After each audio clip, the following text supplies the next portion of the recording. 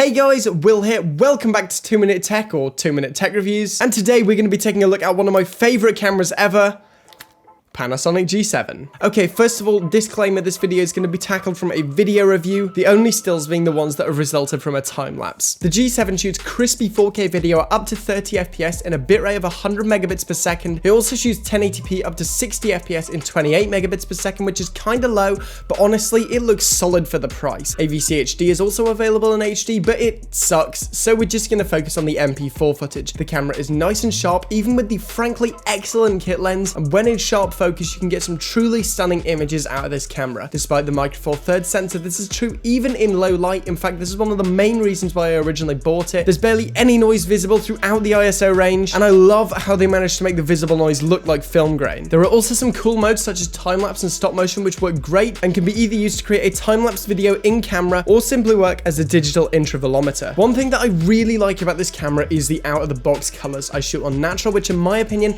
is by far the best profile for both sook and grading, and it looks simply superb. The colors are nicely saturated, there's a slightly lower amount of contrast, and the skin tones look great. Dynamic range is also overall good, and while not the best, if you get some practice with exposing this camera, because of the decent highlight roll-off, it can look really good. Battery life is also pretty good. I found that one Panasonic G7 battery lasted actually twice as long as Sony batteries, which is a massive pro if you're going to be shooting all day. The G7 is almost exclusively made of plastic, but in the time I used mine, it took a huge beating and still survived all of it. Thank you for your service, G7. The buttons are all ergonomically placed for ease of use, and of course the G7 features the crazy useful flip screen. It's nice and bright and so sharp that you honestly don't need peaking to focus. Speaking of, autofocus is probably the weakest point of this camera. In 1080p it's okay, but in 4K it is borderline unusable. I would always set my focus using the touchscreen, flip it to manual focus, get my shot, and then rinse and repeat for the best possible results. Overall, I really do still love this camera, and I would highly recommend it for budget 4K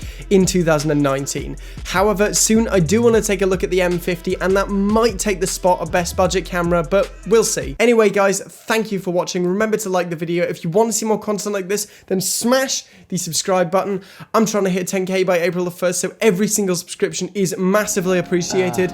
I'm done for now, and I will see you guys next time.